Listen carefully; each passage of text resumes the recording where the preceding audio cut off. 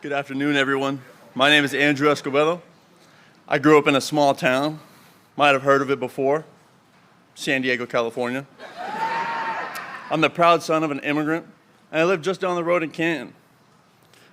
Welcome to Ann Arbor and to my home local union, United Association of Union Plumbers and Pipe Fitters, Local 190.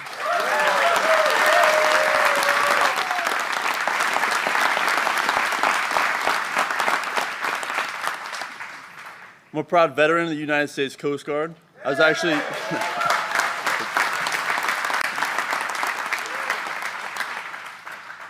actually stationed at Coast Guard Sector Detroit, not too far from here, about an hour.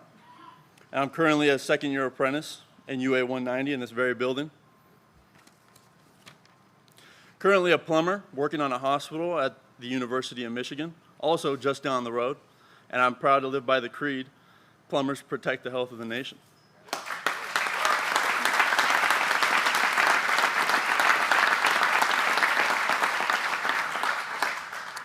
The United Association represents more than 380,000 men and women, just like me, in North America who build this country. We install medical gas systems, we build hospitals, replace lead service lines in our communities. We deliver clean and affordable energy, and we build the future of American semiconductor manufacturing. Sounds like a lot of hard work. It's because it is. We go through a 5-year registered apprenticeship program where we earn full wages and benefits while we learn the skills that make us the best trained craftspeople in the nation.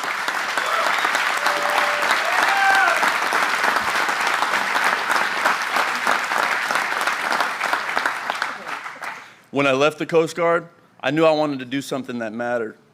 A career where I got to work with my hands, where I belonged to something bigger than myself, and where I had the chance to provide for myself, my family, and one day retire with dignity.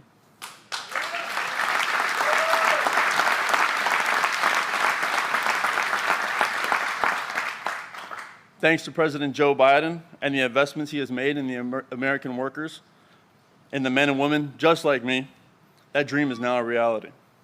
It is my great honor to introduce to you the most pro-worker and pro-union president in American history, President Joe Biden.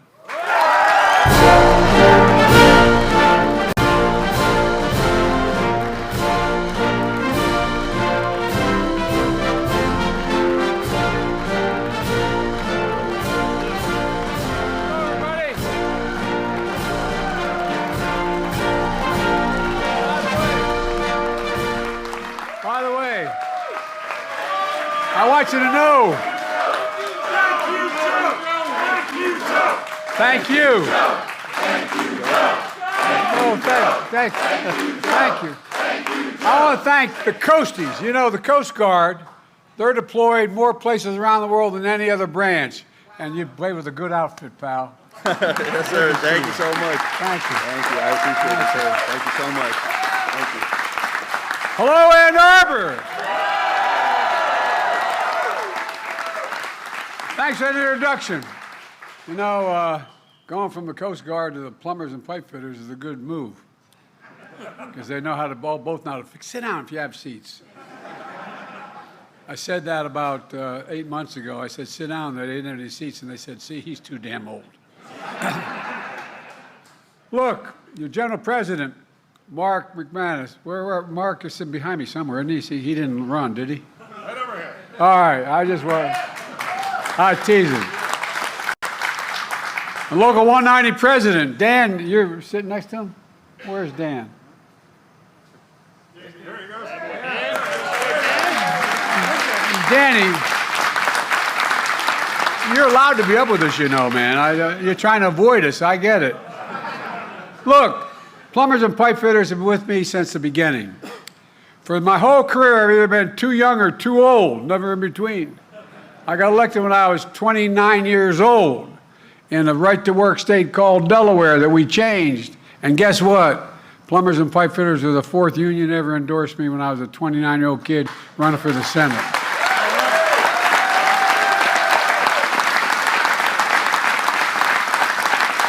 Mark flew over from Washington with me on Air Force One, along with the great national labor leaders, Brent Booker of the Laborers. Brent, thank you.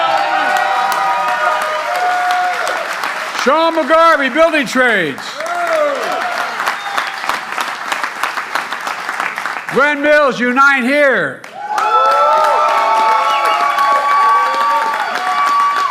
There you are.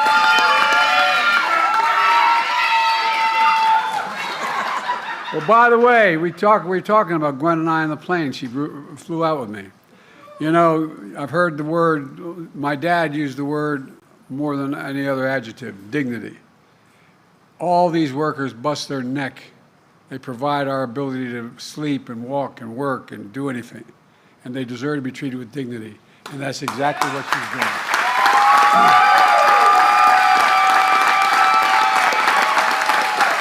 And Kenny Cooper, IBEW. Oh, I'll tell you what, man. Kenny was the first one to stand up for me in 2020. He came out and he said he was going to be for me. And he brought his union along and it changed everything. Kenny, you're not only a great labor leader, you're a good personal friend. Thank you. Thank you, thank you, thank you.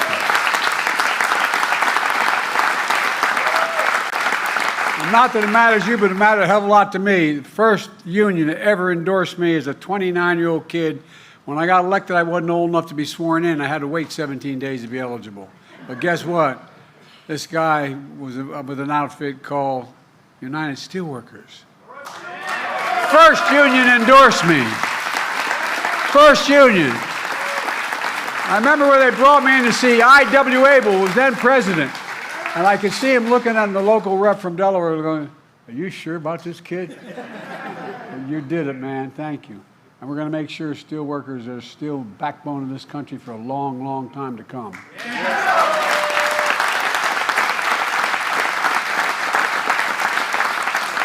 Folks, what a great way to cap off a Labor Day week. To be a proud union state of Michigan. Michigan, Michigan, Michigan. Well, I mean it. It's always great to be with a dear friend, Debbie Dingle, who's a great, great personal friend. Debbie. When you're in a fight, you want Debbie on your side, and thank God she's been on mine. Thank you, Debbie. We're joined by other members and great Congress. Haley, who's been there, one of the most enthusiastic people I know. Haley, stand up. Stand up, kid. And Cherie, who's doing an incredible job. Where is Cherie? She's out there somewhere. There he is. Come on. Stand up, man, because otherwise they'll think your son's the congressman. There are also two members of my cabinet here today. Transportation Secretary Pete Buttigieg.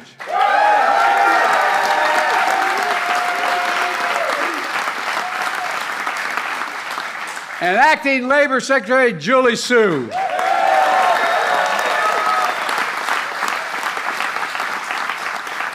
You know, when Marty left, you know Marty used to be Labor Secretary? Marty, I tell you, he's in a comfortable place. He's with guys running around smashing it with hockey sticks. But I tell you what, I think we've changed the Labor Department. They understand the word labor means union.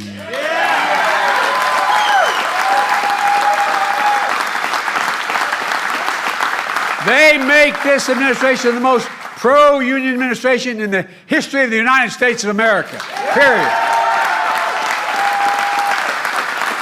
That's why we're growing. It is. Look, a lot of politicians have trouble saying the word union. It ain't worker, it's union. Union. Kamala and I know how to say the word and back the. Look, we know a simple truth. Wall Street did not build America. The middle class built America. When I started saying this years ago, the press looked at me like I was nuts, but guess what? I may be nuts, but I'm right. Not only did the middle class build America, you built the middle class. That's a fact. Labor unions built the middle class.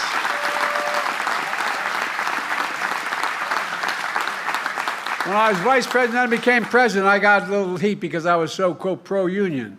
In fact, I asked the Treasury Department to do a study and it shows that when union workers do well, every worker in America does better. Everybody does better. And by the way, it's the biggest reason why our economy is the strongest economy in the entire damn world. And that's not hyperbole. That's a fact. It all comes down to something my dad taught me, and I mean it sincerely. My dad ran an automobile agency in his last 20 years, and he'd come home for dinner before he went back and shut things down. Didn't own it. He was a manager. And our dinner table was a place we had conversation and incidentally ate. And my dad had an expression. He said, Joey, a job, and I mean, give me my word to this. He said, a job is about a lot more than a paycheck. It's about your dignity. It's about your place in your community. It's about being able to look your child in the eye and say, honey, it's going to be okay, and mean it. I mean it. It's not a joke.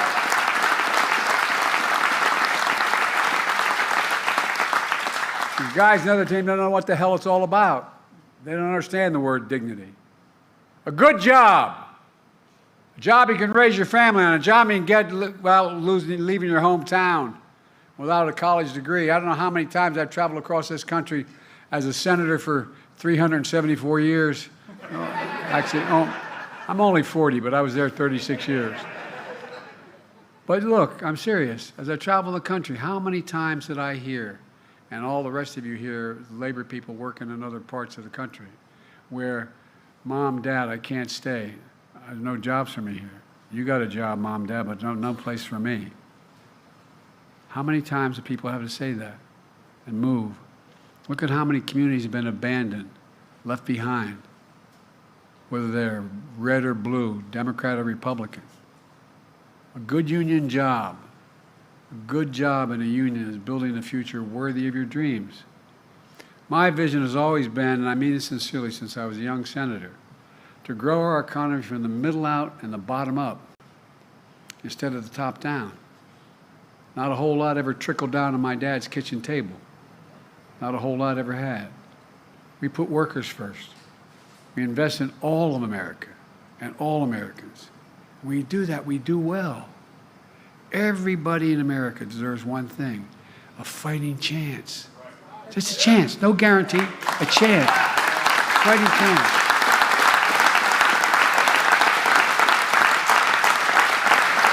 And that's why Common and I are so proud of our record.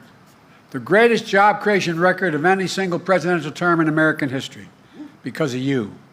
Earlier today, we learned the economy created another 142,000 jobs last month.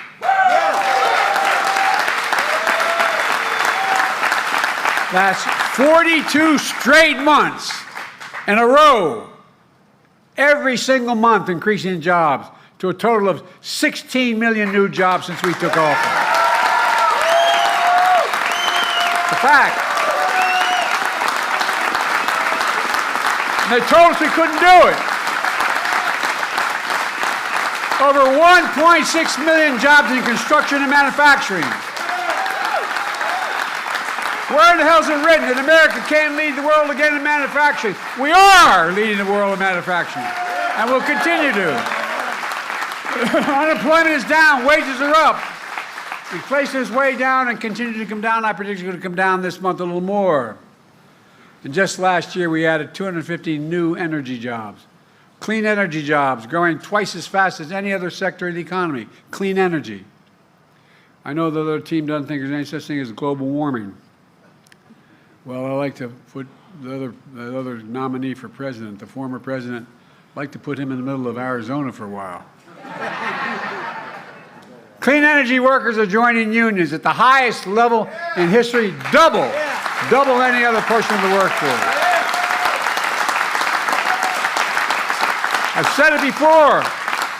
When I think climate, I think jobs, good paying union jobs.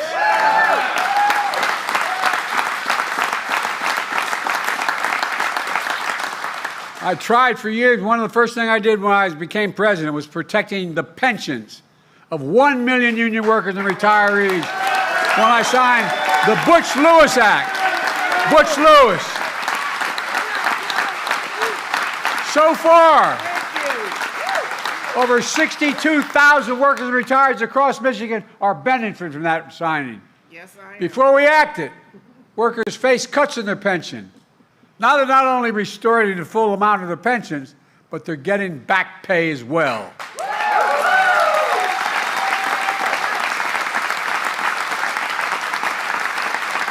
Where I come from, my family, are making them whole again. It's a big deal, but let's be clear. Every Democrat in the Michigan delegation voted to protect those pensions, led by Debbie and others. But hear me now.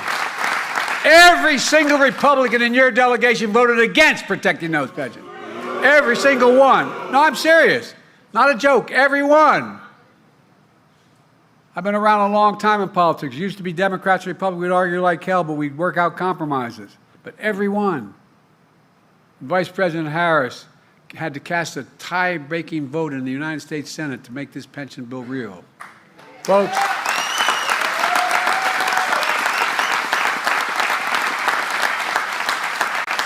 I've been talking about it a while, but we followed up with another big deal, as Barack used to kid me about. I call it Investing in America agenda. It's a simple proposition. That includes our law, rebuilding America's infrastructure, fixing, as your governor said, the damn roads.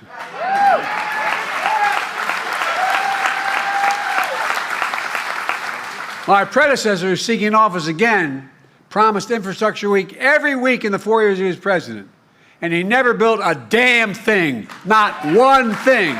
Not a joke. Not one. Well, Kamala and I have made sure Michigan receives so far, $10.9 billion for 2,000 projects so far. Roads, bridges, removing lead pipes from homes and schools, clean drinking water, delivering affordable high-speed internet to every Michigander. And the number's still growing. We're just getting started. That bill I got passed and said that Biden couldn't do it, guess what? $1.3 trillion over 10 years. And we reduced the budget at the same time.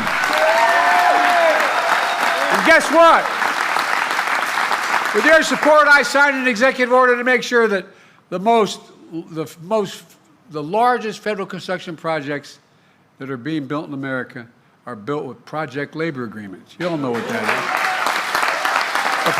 But for folks at home who don't know what a project labor agreement is, the contractor, the subcontractor, the unions put in place the conditions for the construction before it begins.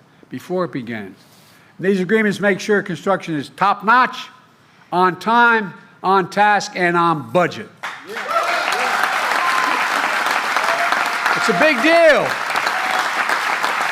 For a big project like Sioux Locks in the Upper Peninsula, that your two great senators, Debbie and Gary Peters, are instrumental in delivering.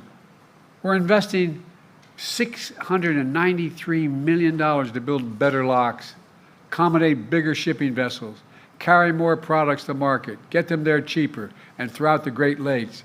It's already created hundreds of jobs, hundreds of union jobs, with more to come. But here's another big deal. Buy American. It's been the law of the land since the 30s, when the Republicans at the time under Roosevelt were trying to break unions and allow the companies to come in and crush them, prevent them happening. They passed laws relating to union movements and how they could not be interfered with. Well, but it also had a provision in it no one paid much attention to, that every penny a president is authorized to spend on any project that the Congress gives the money for has to go to doing two things: hiring an American worker and using the American product. Only time you could not use an American product or an American worker is when there was one available, they didn't have the particular product.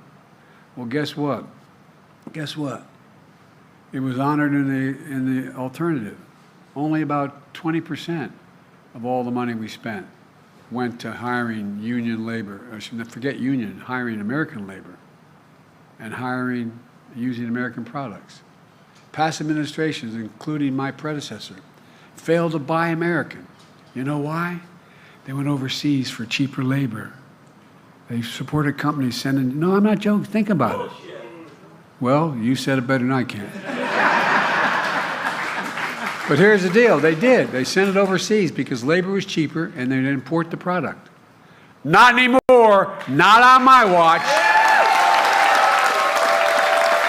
Not on Kamala's watch either. We buy American. And we're making sure federal projects, building American roads, bridges, highways, were made with American projects, built by American workers, creating a good living and American jobs. In fact, I'm requiring many of these kinds of projects to pay Davis-Bacon prevailing wage, increasing pay for 1 million workers over time. And many of these jobs don't require a college degree. In fact, Kamala and I expanded registered apprenticeships. Remember when the company said, we'll take care of the apprenticeships program? As they say in Southern, you done good with that, didn't you? Registered apprenticeship resulting in the hiring over, just since we did it. Remember all the heat we got for doing it. Well, guess what? Hiring over 1 million apprentices since we came to office. 1 million, just since we came to office.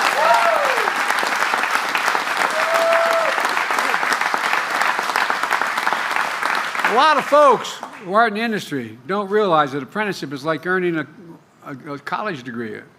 For real. Some of you apprentices have to be journeymen for 4 to 5 years. You get paid to learn a trade. And you're the single best workers in the world. Not a joke.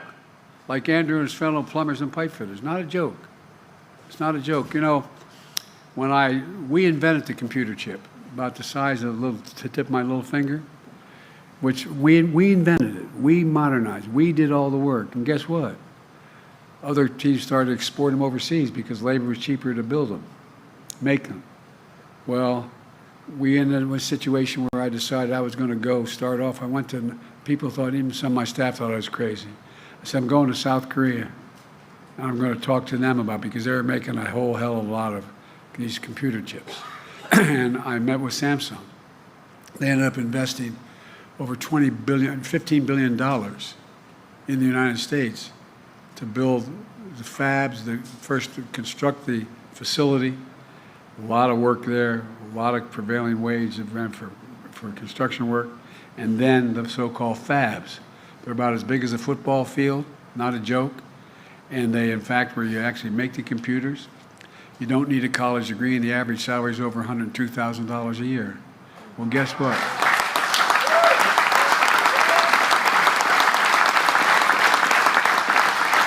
So I asked Samsung, why were they coming in that? By the way, it's well over $50 billion being invested coming from abroad. I said, why are you coming back to the United States? He said, simple reason. Not a joke. This is from the chairman of the board of Samsung. Because you have the most qualified workers in the world. No joke. That's real, not a joke. And it's the safest place in the world for me to invest my money. But here's the deal, guys. We're not going to see it for a little bit because it takes time to build those factories. None of them are open yet. But there are going to be millions of people working in those factories. And guess what? Once that starts, you're going to create entire communities around them. When you build a factory that has 500,000 people working in that factory, and they're making good money, guess what? You end up building drugstores, movie theaters, supermarkets. You end up building communities around it. No, I really mean it. And by the way, 50% of all the business in America is small business. Small business. So look, when Kamala and I come in, we always believe that the National Labor Relations Board should be pro-labor. Well, that's why one of the most significant things we've done is appointing a National Labor Relations Board members who actually believe in unions and the right to negotiate.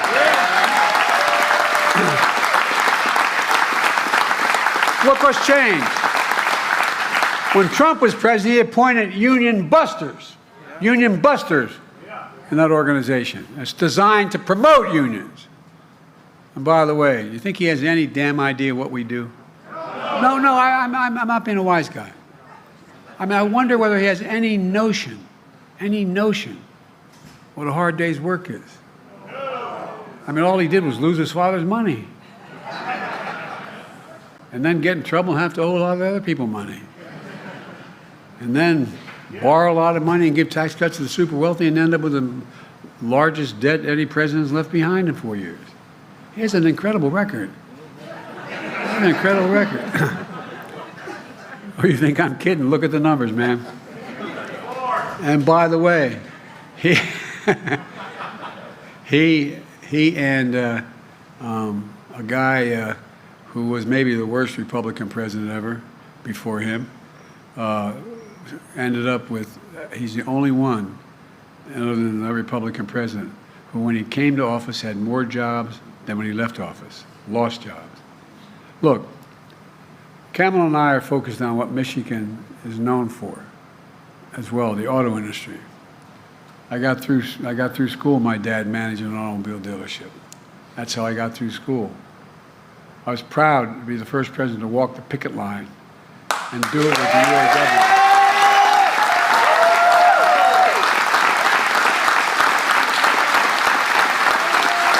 Walk the picket line with UAW workers here in Michigan. And Kamala walked it as well. But Trump would much rather cross a picket line than walk one. Look, the UAW's historic wage increase have led to virtually every automaker across the country to raise wages as well. They're not only unions, with recent hardworking success, from the SEIU to the writers and actors, dock workers, healthcare workers, baristas, warehouse workers, and so many more. We made a lot of progress, but we still have more to do. That's why we're here today. In a few minutes, I'm going to sign another groundbreaking executive order. It's called the Good Jobs Executive Order. For the first time in our history, the official policy of a presidential administration is to specify a clear list of higher labor standards for jobs created through my Investing in America agenda. And here's what my executive order will do. For jobs created using federal dollars, Good Jobs Executive Order will call on a federal agency to protect the workers, to empower the workers, to encourage the free and fair choice to join a union. My executive order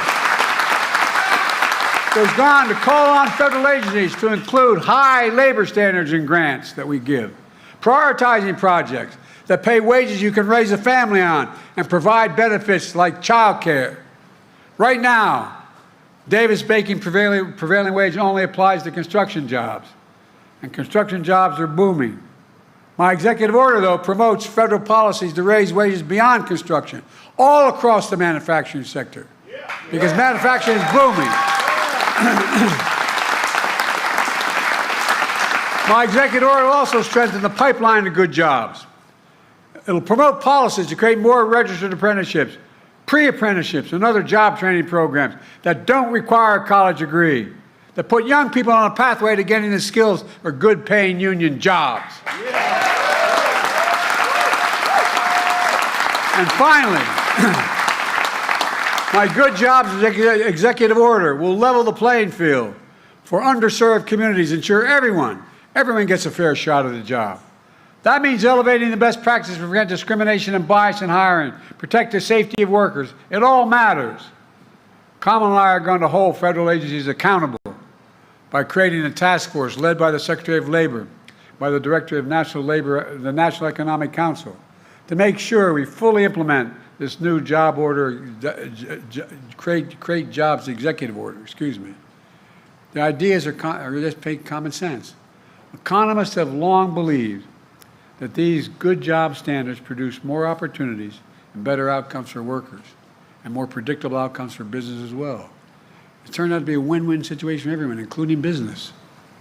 In fact, presidents of both parties have recognized this. Prevailing wage laws date back to President Hoover. Registered apprenticeships date back to Franklin Roosevelt. But too many presidents like my predecessor have looked the other way as companies trample on the rights of workers while cashing in their big government checks. but not anymore.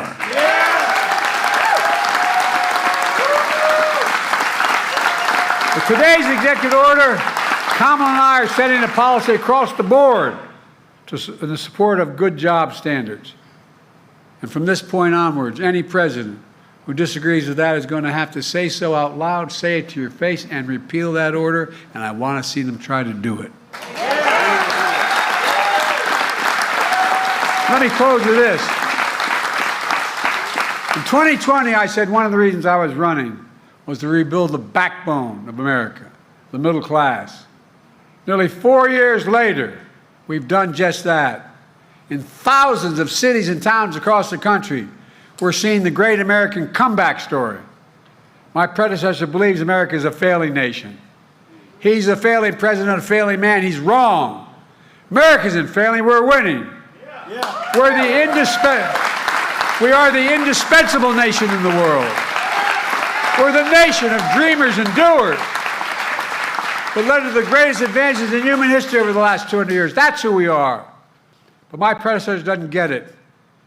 He refused to visit an American cemetery in France that I was just near because, according to his own chief of staff, a 4-star Marine general, Trump said those servicemen buried there are suckers and losers. My son died because of a year in Iraq. I'm just happy, and I mean this in front of my heart. I'm glad I wasn't there. I think I would have done something. No, I think you would have too. They're heroes. He's the sucker. He's the loser, the way he talks about it.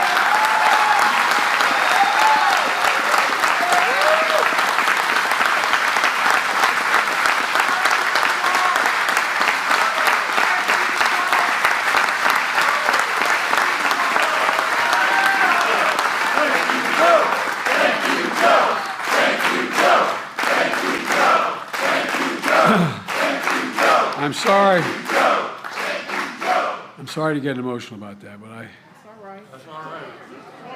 but I miss him. He was the Attorney General of the state of Delaware and volunteered to go anyway. Our servicemen and veterans are heroes. And you, the American worker, are heroes in this comeback story. You're the reason for the comeback story. Because of you, all those who came before, we're the only nation that's always emerged. Every single time, check it out. Always emerged in American history. We've always come out of a crisis stronger than we went in. Stronger than we went in. Because of you, and I mean it from the bottom of my heart, I've never been more optimistic about America's future. We just have to remember who we are. We're the United States of America. There's nothing beyond our capacity when we work together, when we fight. I'm now going to go over and sign that good jobs executive order and keep it going, guys. You're saving the country. God bless you all. God bless America.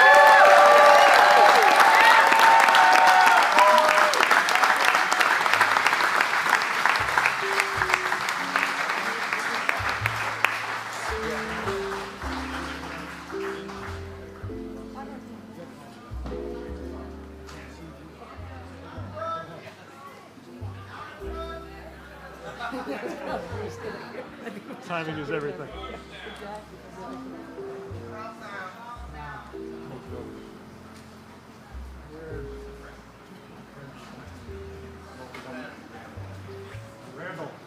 Randall, come on.